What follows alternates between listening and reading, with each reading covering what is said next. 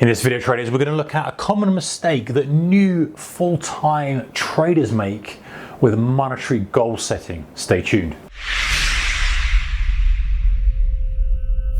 Hey guys, very specific video for you today. This is, for you full-time traders out there, relatively new to full-time, but to be fair, it could be for your part-time as well, but full-time traders and you're like, okay, I have a monetary goal that I need to make or I'm looking to make. Now, there are pros and cons to having monetary goals. We talked about this before. I don't want to go down that rabbit hole in this video, but I want to kind of highlight a common mistake that new full-time traders make. I made this mistake and I see other traders make this mistake and I kind of go, hey, you know what? You have to kind of adjust this and do this. This is a kind of mistake that a lot of people make.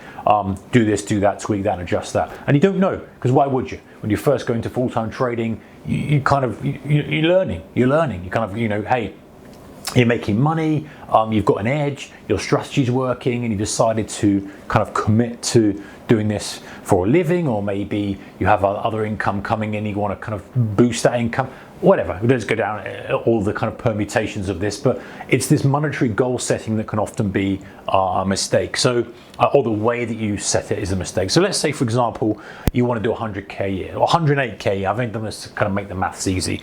Let's say you want to do 108,000 pounds a year, and that's what you're looking to make from your trading. So you go, right, I need to do, the most people will say, divided by 12, I need to do 9k a month. Okay, so I'm going to aim for 9k a month. Do not do this. This is the fundamental mistake that new traders make. I'm going to make the assumption that you have the strategy and the assumption that you have the skill set, you've got the proof of concept, the proof, sorry, I should say, of success and the profitability and the equity curve to back it up. But you look at this and go, right, I'm going to do 9k a month and that'll get me to my 108k. That's a dangerous trap to fall into, because what you don't take into account is drawdown, is times when you're just not on the ball, and just times when things aren't going your way, or times when you're just on holiday or the market's quiet. There's so many times when that's going to happen, and you're just not going to make anything, and you might even have a drawdown month. It's not uncommon to have a drawdown month, and so aiming for the 9k will almost certainly mean that you undershoot the 108k target. You have to double your target to get to your 108k. So you have to be aiming for 18 grand a month profit to get you 108k, to allow for, just think, if you do 9k one month and then nothing the next month, then you're on 4.5k a month, and that's not half of your target. So the month after that, you've got to do double. It doesn't take many, and even if you do have a drawdown, it doesn't take much because the time is limited. If you've got 12 chunks, if you're chunking into a month, if you've got nothing happening or a drawdown, that really skews the whole lot. And so you have to be aiming for double, and even if you fall short, at least if you're doing like 12 grand, 15 grand a month, you're still on track to do your 100k plus a year. Whereas if you're kind of aiming for this, you no room for error, no room to slip up. So what does this mean kind of from an operational perspective? So if you're aiming for double, you kind of go, okay, well, what I'm looking for per week, and okay, that's from a day trading perspective. Swing trading, you probably stick with it per month or per quarter. And then you have to kind of then drill down and work out exactly what you need to do to make that. And this is when the realism comes in. You might go, you know what, maybe I'm not capitalized enough to hit that number.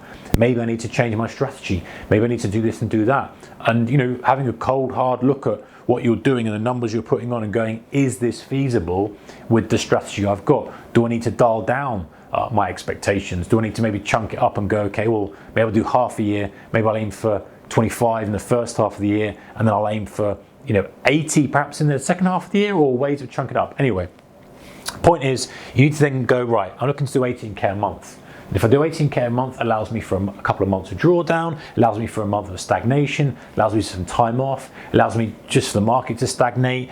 And if I have a couple of really bumper months as well, maybe I do 20k plus, then I'm in the right ballpark here. Whereas if you're at that, you're not going to hit it. So what position size you need to hit that? And this is when you go down and you know your trading style. Because if you're doing this analysis anyway, you've got an edge. You know it's working for you. Maybe you're trading for price action, momentum ignition type strategies. Maybe you're doing mean reversion, whatever. Doesn't matter. You've got an edge and it's working for you. So you know what to expect, the expectations of that, what the weaknesses are, what the risk reward ratio, all this kind of stuff. And then you can start to go, right, what position size do I need? How many trades am I taking?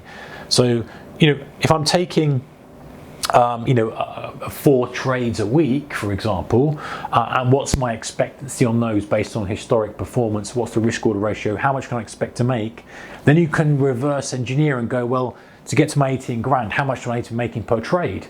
If I'm winning 3 trades, losing 1, this and that, I probably need to be doing, 10k profit per trade to allow for 1 loser in this and that. You start to reverse it back, and you go, okay, well, that's a winner, and that's a 2-to-1 or 3-to-1, then the risk's got to be 5k or 3k, whatever it is, and so my position size has got to be X, depending on, the position size depends on obviously the type of trade. Some trades are going to have a bigger stop, you have a smaller position size, but you get the idea. The point is, now you need to go, is this possible? Have I got the margin requirement there? Am I able to do this? Is this within the parameters that I'm used to trading?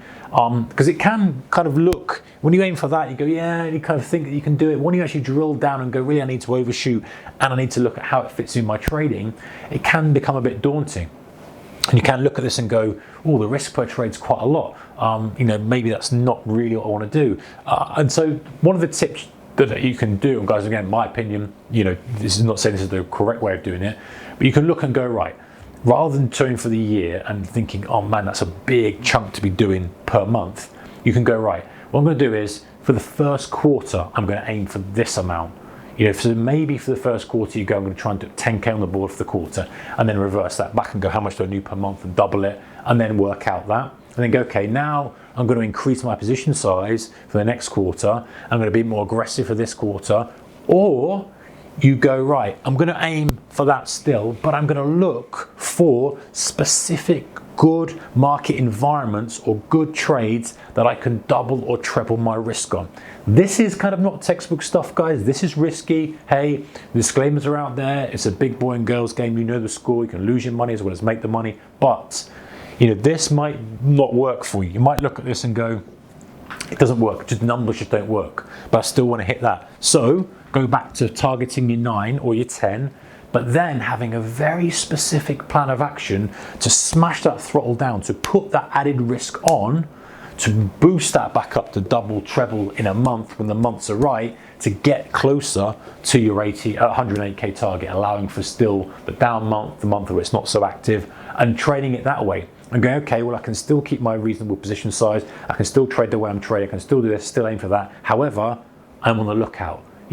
My spidey senses, for want of a better word, are looking for these great trades that I know have a high probability of success. They've got a good risk reward ratio, and they're ones that I can really put the chips on the table on. I can go, you know what, I'm going to stick 5k on this. I'm going to stick a bit more on this because this might give me a real booster. And of course, the downside is you lose. That's the way trading works, guys. But that's a hybrid way of looking at it if you're trying to achieve that target, rather than splitting up and trying to hit that every month, and not allowing for the drawdown month of the month that's not happening, or doubling it, use the hybrid and go, okay, I'll stick with that, but I'll keep my eye out for these opportunities where I can really put some pedal to the metal, where I can really put some risk on. And you might fall short. That's the way it works, the way trading works, guys. No guarantees with it, but it's one way of doing it. By the way, this number can be any order of magnitude that you're currently at. If you're doing the 1 million, if you're at the 1 million level, there's another 0 on there. Of course, adjust it to suit. If you're at a 10k level, fine, adjust it to suit. This is just for illustration purposes, for probably around the level that I suspect most people who are considering going into full-time trading, that's probably what they're aiming for, right? If you're going into beginning full-time trading, you're not going to be doing it for much less than 100 grand. You probably want to be doing that, and so that number kind of makes a lot of sense for sort of numbers that people are looking for. Anyway, guys, take care. See you next one. Bye bye.